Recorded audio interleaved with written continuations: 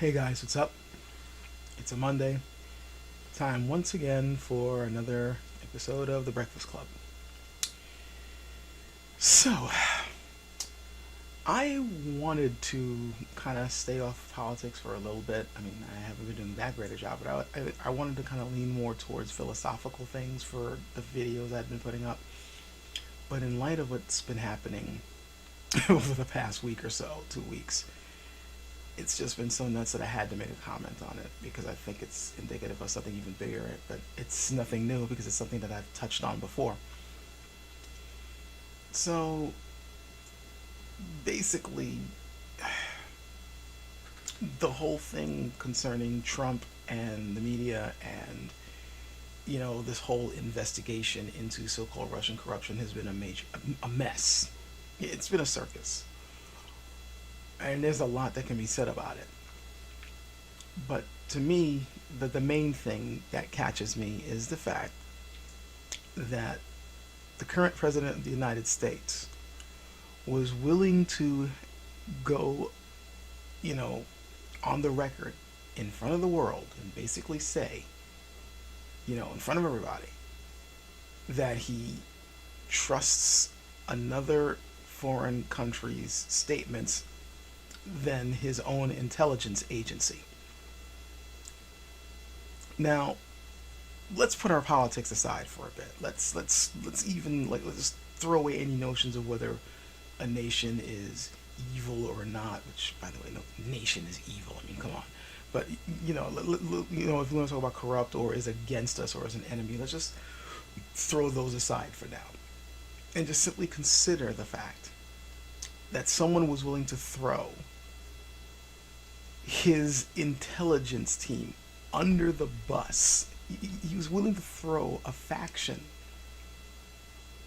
under his leadership under the bus in order to throw support behind someone else that he's not supposed to be a part of. That alone speaks volumes to how completely fucked this government is right now. I mean, imagine, say, let's put this in lesser terms, but it's funny if you put it in lesser terms and people seem to understand the point, because when you have your ideology and politics in the way, you can come up with all sorts of excuses why Trump doing what he did is not that big a deal. I mean, let's say, it's the World Series or something, and you got your baseball teams, you got your championship teams, let's say the Yankees going up against the Blue Jays or something, whatever team you want, and at some point, you know, as the series is going on the way and the teams are trying, to get the championship, the coach at some point, because the other people are saying that the coach is not doing a very good job of leading his players, and the players are beginning to complain. The coach then goes and says in front of everybody, I'd rather be playing for the Blue Jays. The Blue Jays over there are better players than my own freaking team. I'd rather be coaching them. Like, imagine if something like that happened. It would be outrageous. And this is just for sports. There's several cases of when people are like, wait a minute, what the hell? You supposed, like, imagine like the head of your family going, and we've seen people have actually experienced this, and we talk about the negative impact this has. When parents do this, the next door neighbor's kids are better behaved than you. I wish I had them instead of you. I don't trust you guys to do the right thing. Those guys over there, though, I trust them. I want them to go over here to help make things right. Like, imagine that. Just imagine that. But now we have, on the political scale, him basically doing this. I'm laughing because really it's hilarious. I mean, if you care about the republic, I mean, if you have strong political beliefs, you really believe in this country, then this is not a laughing matter. It's horrifying. It's distressing. It's yet another sign that the country is not in very good hands right now. You know, that's just a major understatement. But if you're detached, or if you are, say, like, if you or sort of had like the mindset of, say, George Carlin, who had given up on humanity a long time ago before he died, and has said so numerous times, He didn't believe in his country or humanity anymore because he felt that they had great gifts and they fucked it up. If you have that type of mindset, then what's going on right now is hilarious. Black comedy, as it were.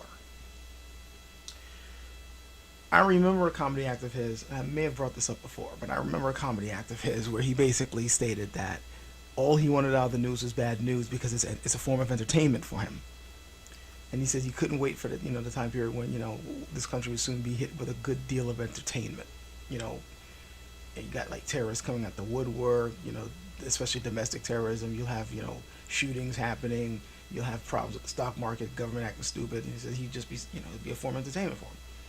We're kind of I wish he was still alive now, not just because I enjoyed, his comedy acts and all that, but also because I can't help but wonder just how much entertainment he would have gotten out of what we're seeing now. I mean, sheesh, even some of the things I still remember when he said that the one thing, he says he's not really that shocked about guns in school. What he would be waiting for was guns in church. And that was a comedy act he did a long time ago. Not that long ago, but it was still a while ago. And that's what we're seeing now. Even just recently, there was like a shooting, I think in Nevada, in a Mormon church. Things are falling apart at the seams because people just don't seem to have much respect for their institutions anymore. And when people no longer have respect or any belief in the institutions of their very country, the things that are supposed to help prop the country up, the things that the country is supposed to be about, yeah, once people lose faith in that, anything goes. That's sort of how Trump became president in the first place. Yeah, a major, falling out of faith for the institutions of this country. Whether it's government, education, infrastructure. We just don't believe the system really cares about us anymore. No matter what your political beliefs, no matter what your ideology, there is this common thread that things are just not working the way they should anymore. The difference is only lie in what we think the solution should be, or who should be in charge of trying to fix things, or who are the ones, who are the ones most qualified to fix things. That's where the differences seem to lie. But I will say this: no matter what your ideology, it should be becoming more and more apparent that right now, currently, the people, in particular one person, but I would say the people that were put in charge, are not doing a good job. And anybody with a working brain in their head, already knew that these guys wouldn't be doing a good job. Particularly the ones sitting in the White House right now. We now even have, there are more and more conservatives now basically saying, yeah, we fucked up. Well, to be fair, there were conservatives who already knew that this guy would be a problem. They didn't want to vote for him to begin with. Those who actually knew something about how government works and the political process and so on and so forth. It's just that when he got into power, they're like, well, at least Republicans are in power. I mean, he's an idiot, but, still, it's a Republican, government, so some good will come out of it. And now they're just like, what the hell? I mean, hell, we even have like a well-known conservative columnist who actually said in one of his latest editorial pieces, he wants Obama back. That actually had me laugh out loud. Like you can't make this stuff up. When a conservative is basically saying he would rather have Obama back, that's what else can you do but laugh? Well, depending on your mindset at the time.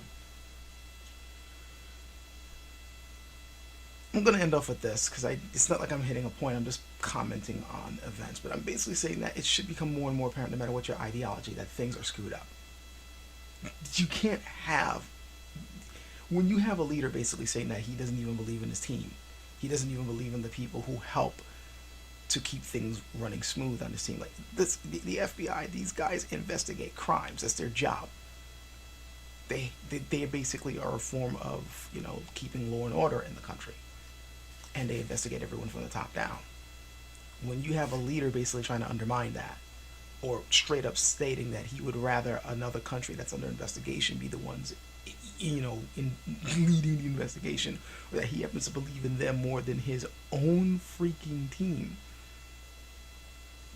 you might as well if you're supporting him at this point, You have to really ask yourself why. Like, again, even people within his own political party are now like, dude, what the fuck are you doing? I mean, everybody knows the basic rule. You don't go against your own team, especially not, and you don't make it public. You don't do that in front of everybody else. Like, so many times, somebody accuses your kid of, like, oh, that kid shoplifted something from the store, or this kid did that. What, my son? No. My son would never do such a, like, unless, like, the evidence is straight up blatant, you're not supposed to go against your own freaking team. You know? Like, these are one of those rules you learn when you're a kid. This guy's. If you are still trying to act like this guy is going to be the savior of this country at this point, if you're still trying to support him, you are either incredibly naive or you have an agenda. Or you are just incredibly freaking stupid. Because, yeah, I'm willing to say that. As inflammatory as some people may call it that. Because, come on now. Come on. I don't care what your political ideology is. There are other people who are clearly better suited to lead. Like, even if I don't agree with their politics, there's several people out there who I'm not, I don't agree with them politically or ideologically. Tongue was tripped. There's several people I don't believe in that level, but I know they'd make better leaders. They at least know this is not what you do. Say what you want about George W. Bush, but even he wouldn't make this dumbass mistake. Reagan didn't make this dumbass mistake.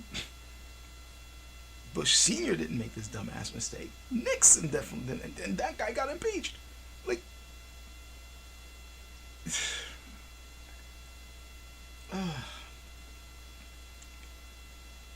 yeah, it should be obvious at this point that things are clearly wrong.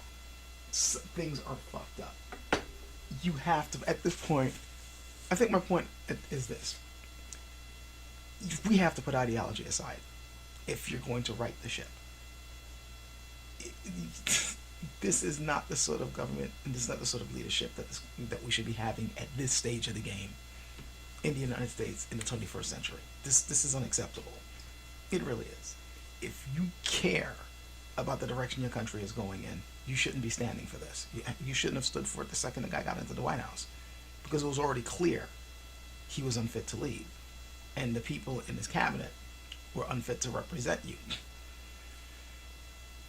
If you care about the future of your country, no matter what your political stripe, you should not be standing for this sort of thing at all.